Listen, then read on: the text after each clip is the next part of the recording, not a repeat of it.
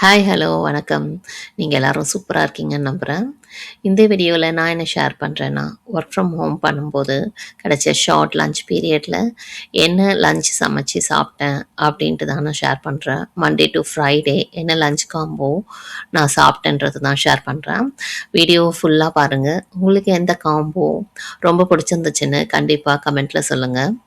இந்த வீடியோ உங்களுக்கு பிடிக்கும்னு நம்புறேன். வீடியோக்குள்ள போயிடலாமா?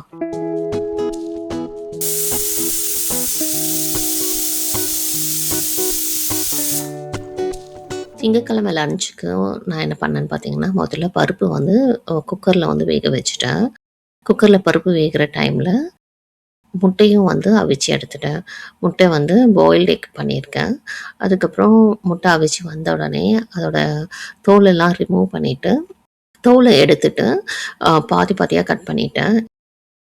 இப்போ வந்து முட்டைக்கு வந்து ஒரு சின்ன மசாலா வந்து செய்ய போகிறேன். மசாலாவுக்கு என்ன பண்ணியிருக்கேன்னு பார்த்தீங்கன்னா, ஒரு பவுலில் மஞ்சத்தூள், மிளகுத்தூள், உப்பு, மிளகாத்தூள் இது 4த்தையும் வந்து கொஞ்சோண்டு தண்ணி ஊற்றி மிக்ஸ் பண்ணி எடுத்துக்க போகிறேன்.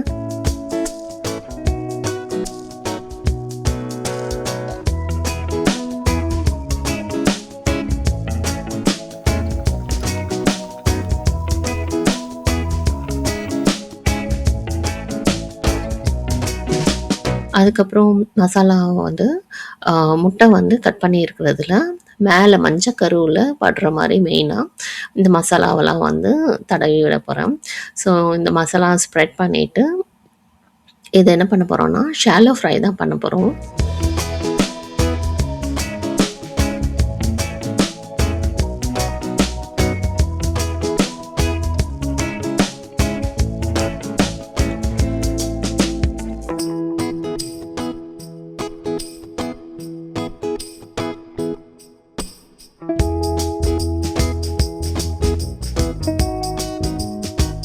ஷாலோ ஃப்ரைக்கு என்ன பண்ணேன் அப்படின்னு பார்த்தீங்கன்னா, ஒரு பேனில் எண்ணெய் ஊற்றி அதில் வந்து ஷாலோ ஃப்ரை பண்ண போகிறேன். ஸோ பேன் எடுத்து கொஞ்சமாக ஆயில் ஊற்றிட்டு அது வந்து சூடான உடனே இந்த முட்டையை வந்து தலைகீழாக வந்துட்டு திருப்பி போடணும். அந்த மஞ்சக்கரு வந்து எண்ணெயில் பட்டுற மாதிரி திருப்பி போடணும்.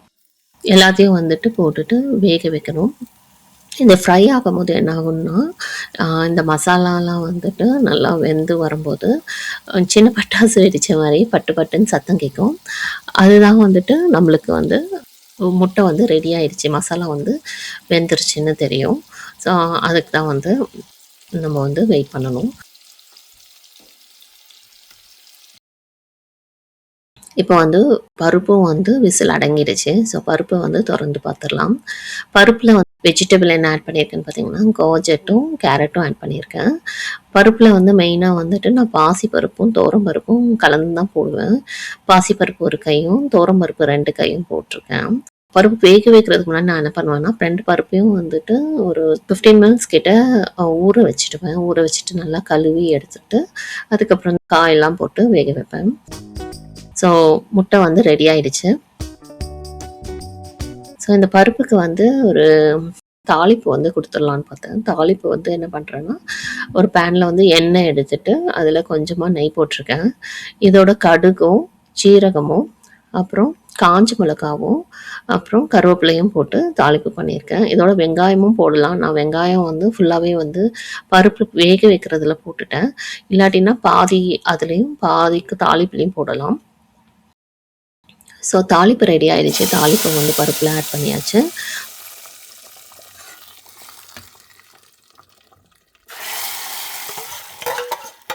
ஸோ நம்மளோட பருப்பும் முட்டையும் ரெடி ஆயிடுச்சு. ஸோ நம்ம இப்போ பிளேட் பண்ண வேண்டியதுதான். பிளேட்டிங்க்கு என்ன பண்ணியிருக்கேன்னு பார்த்தீங்கன்னா, நல்லா சுட சுட வெள்ளை சாதமும்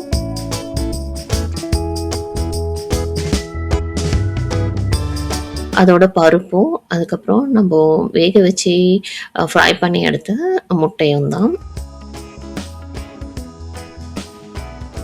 இந்த காம்போ ரொம்ப நல்லாவே இருந்துச்சு. உங்களுக்கும் பிடிக்கும் நம்புகிறேன்.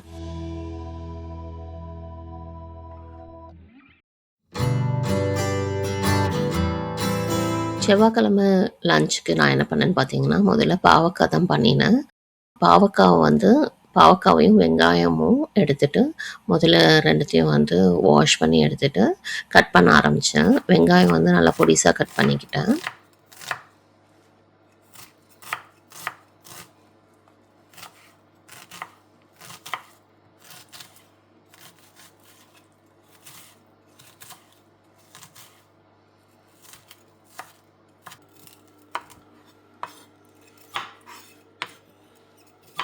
பாவக்காய் எப்படி கட் பண்ணேன்னு பார்த்தீங்கன்னா, இந்த மாரி தின்னா சர்க்குலரா கட் பண்ணிக்கிட்டேன்.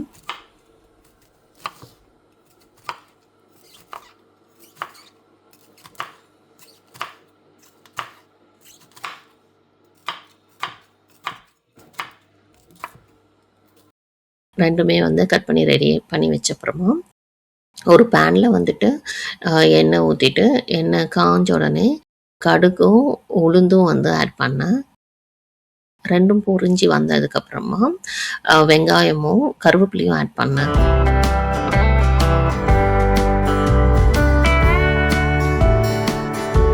வெங்காயமும் வந்து நல்லா வதங்கி வந்தோடனே பாவக்காய் வந்து ஆட் பண்ணேன்.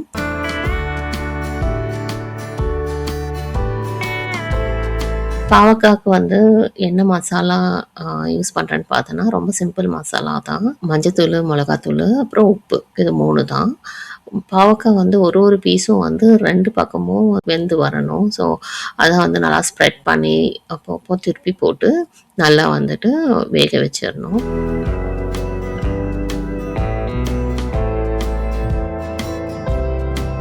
வந்து ரெடி ஆகிற டைமில் சைடில் வந்து மெயின் டிஷ் என்ன பண்ணேன் அப்படின்னு பார்த்தீங்கன்னா, ஆனியன் ஊத்தாப்பம் தான் பண்ணேன்.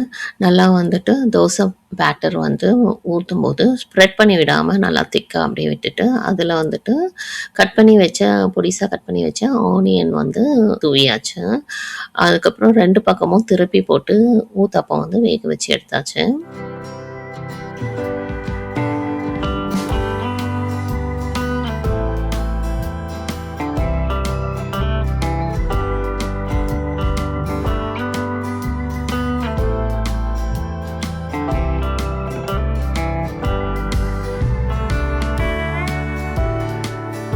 கடைசியா பார்த்தீங்கன்னா, ஒரு ஆம்லெட் வந்து போட்டுட்டேன். Egg omelette.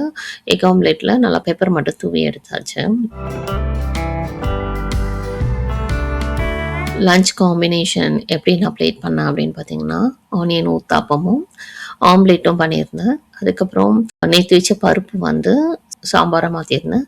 சாம்பாரும், அதுக்கப்புறம் பாவக்காய். இது தாங்க இன்னைக்குரிய லஞ்ச் காம்பினேஷன்.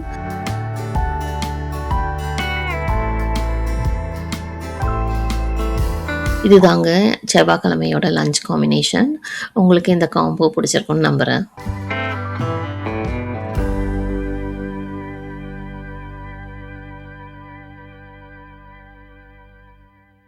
புதன்கிழமை என்ன சமைச்சேன் அப்படின்னு பார்த்தீங்கன்னா, முதல்ல காயெல்லாம் கட் பண்ணி எடுத்து வச்சுட்டேன்.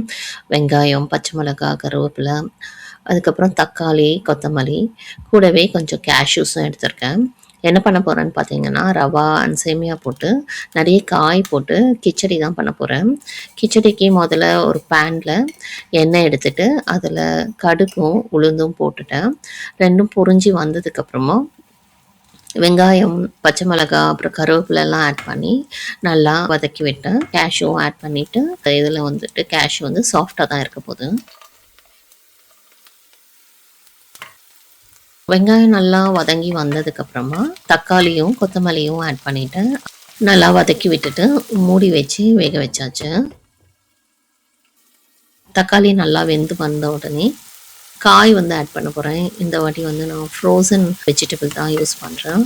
ஃப்ரோசன் வெஜிடபிளில் கேரட்டு, பீன்ஸு, அதுக்கப்புறம் பட்டாணி இது 3த்தையும் தான் ஆட் பண்ணுறேன். கொஞ்சம் நல்லா அதையும் வதக்கி விட்டுட்டு அதுக்கு தேவையான கொஞ்சம் மஞ்சத்தூளும் சால்ட்டும் மட்டும் போட்டு வதக்கி விட்டுட்டு மூடி வச்சு கொஞ்சம் காய் வந்து வேக வைக்க போகிறேன்.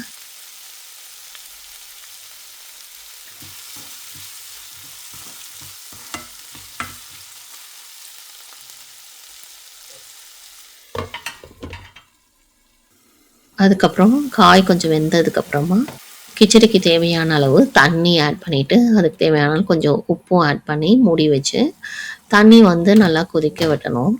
ஸோ தண்ணி கொதித்த உடனே எடுத்து வச்சுருக்க ரவா அப்புறம் சேமியா இது 2த்தையும் வந்து ஆட் பண்ணிவிட்டு ஸ்டவ் வந்து இந்த டைமில் கொஞ்சம் நல்லாவே ஸ்லோ பண்ணி வச்சாச்சு. லோ டு மீடியம் வச்சுட்டு ரவாவையும் ஆட் பண்ணி நல்லா கலந்து விடணும். தண்ணியில் ஒன்று போல் கலந்து வரணும். வெந்து நல்லா கட்டியாகும். அந்த டைமில் கிச்சடி வந்து நம்மளுக்கு ரெடி ஆகிடும்.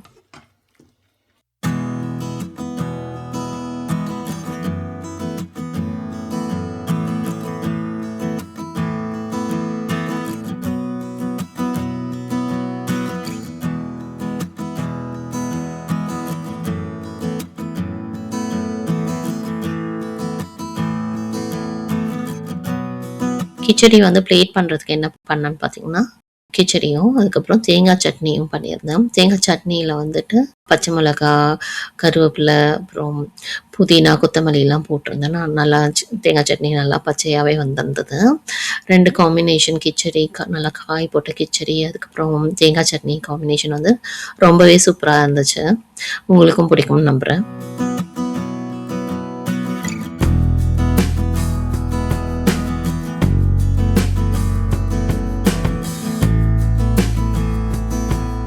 வியாழக்கிழமை அன்னைக்கு என்ன சமைச்சேன்னா அப்படின்னு பார்த்தீங்கன்னா, கத்திரிக்காய் குழம்பு தான் பண்ணியிருந்தேன்.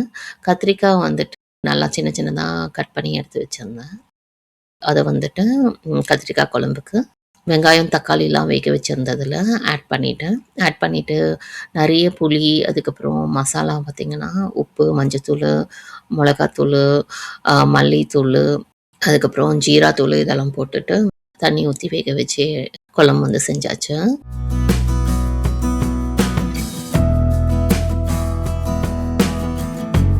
குழம்பு செய்கிற டைமில் சைடில் வந்துட்டு எக் பொடி மாஸ் பண்ணேன். எக் பொடி மாஸில் என்ன பண்ணேன்னா, மிளகுத்தூள் வந்து அதிகமாக போட்டு பெப்பர் எக் பொடி மாஸ் மாதிரி பண்ணியிருந்தேன். ஸோ கத்திரிக்காய் குழம்பும் எக் பொடி மாஸும் தான் வந்து காம்பினேஷன் பண்ணியிருந்தேன்.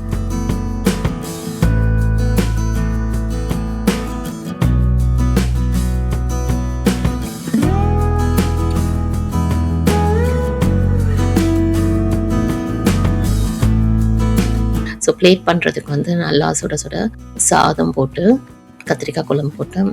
அப்புறம் பெப்பர் எக் பொடி மாஸ் வந்துட்டு நிறையவே வச்சு சாப்பிட்டாச்சு.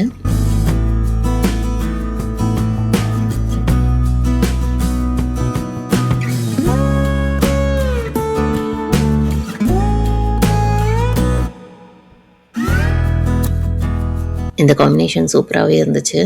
உங்களுக்கும் பிடிக்கும்னு நம்புகிறேன். வெள்ளிக்கிழமை என்ன செஞ்சுருந்தேன்னு பார்த்தீங்கன்னா, முதல்ல எறா தொக்கு தான் பண்ண ஆரம்பித்தேன். எறா தொக்குக்கு நல்லா வெங்காயம்லாம் கட் பண்ணி வச்சுருந்தேன். ஸோ ஒரு பேனில் எண்ணெய் ஊற்றிட்டு கடுகு, உளுந்து ஆட் பண்ணியாச்சு. கடுகு, உளுந்தும் பொரிஞ்சு வந்ததுக்கப்புறமா வெங்காயம், பச்சை மிளகாய், அப்புறம் கருவேப்பிலை இது 3த்தையும் வந்து ஆட் பண்ணியாச்சு. வெங்காயம் வந்து நிறையவே வெங்காயம் ஆட் பண்ணியிருக்கேன். ஸோ வெங்காயம் நல்லா வதங்கி வரணும். வெங்காயம் நல்லா வதங்கி வந்ததுக்கப்புறமா தக்காளியும் கொத்தமல்லியும் ஆட் பண்ணிட்டேன். தக்காளியும் வந்து வேக வைக்கிறதுக்கு மூடி போட்டு வேக வச்சாச்சு. அதுக்கு நடுவில் ப்ரான் வந்து எறா வந்துட்டு ரெடி பண்ண போகிறேன். எறா வந்து நான் ஃப்ரோசன் ப்ரான் தான் யூஸ் பண்ணுறேன். இந்த ப்ரான் பார்த்தீங்கன்னா ரொம்ப பெருசும் இல்லாமல் சின்னதும் இல்லாமல் மீடியம் சைஸுக்கு இருக்குது. இந்த ப்ரான் வந்து நல்லா வாஷ் பண்ணி எடுத்து வச்சுட்டேன். தக்காளி வந்து நல்லா வெந்து வந்துருச்சு. இப்போது வந்து நம்ம எறா வந்து ஆட் பண்ணிட வேண்டியதான். எறா வந்து ஃப்ரோசனாக இருக்கிறதுனால நல்லா இறுகின மாதிரி இருக்குது. ஆனால் இப்போ பேனில் ஆட் பண்ண உடனே சூட்டில் வந்துட்டு கொஞ்சம் சாஃப்ட் ஆகிடும். அதுக்கப்புறம் நல்லா வெந்து வந்துடும். எறா தொக்குக்கு நான் எதுவும் தண்ணி எக்ஸ்ட்ரா ஆட் பண்ணல. இது ஃப்ரோசன்னால அதுலேயே இருக்க வாட்டர், அதுக்கப்புறம் தக்காளியிலேருந்து வர தண்ணி இது எல்லாமே சேர்ந்து அதை வேக வச்சிடும். மசாலாவுக்கு நான் என்ன ஆட் பண்ணேன் அப்படின்னு பார்த்தீங்கன்னா, ரொம்ப சிம்பிள் மசாலா தான். மஞ்சத்தூள், மிளகாத்தூள், அதுக்கப்புறமா உப்பு, இது 3 தான். இது நல்லா மிக்ஸ் பண்ணி விட்டு நல்லா சுண்டி வர வரைக்கும் நல்லா நம்ம வந்து வேக வைக்க போகிறோம். ஸோ எறாவும் வந்து ரெடி ஆகிடுச்சு. இன்றைக்கி என்ன சாப்பிட்றேன் அப்படின்னு பார்த்தீங்கன்னா, தயிர் சாதம் நேற்று பண்ண சாதம் வந்து கொஞ்சம் மீந்துருச்சு. அதை வந்து ஃப்ரிட்ஜில் வச்சுருந்தேன்னா, ஸோ அதை வந்து தயிர் சாதம் பண்ணியாச்சு. ஸோ பழைய சாதம், தயிர் சாதம், அதோட எறா தொக்கு சூப்பர் காம்பினேஷனில். இது கூட வந்துட்டு இந்த கத்திரிக்காய் குழம்பும் கொஞ்சம் இருந்துச்சு. அதையும் வச்சு எறா, அதுக்கப்புறம் கத்திரிக்காய், அதுக்கப்புறம் தயிர் சாதம்.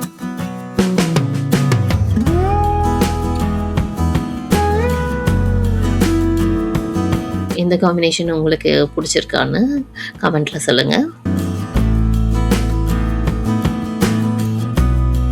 இதோட இந்த வீடியோ முடியுது. உங்கள் எல்லாருக்கும் இந்த வீடியோ பிடிச்சிருக்கும்னு நம்புகிறேன். கண்டிப்பாக அந்த லைக் பட்டனை ப்ரெஸ் பண்ணிவிடுங்க. என்னோட சேனலுக்கு நீங்கள் இன்னும் சப்ஸ்கிரைப் பண்ணலைன்னா கண்டிப்பாக சப்ஸ்கிரைப் பண்ணி சப்போர்ட் பண்ணுங்கள். உங்கள் எல்லாரையும் இன்னொரு வீடியோவில் பார்க்குற வரைக்கும் உங்கள் எல்லாருக்கும் நன்றி, வணக்கம், டேக் கேர், பாய்.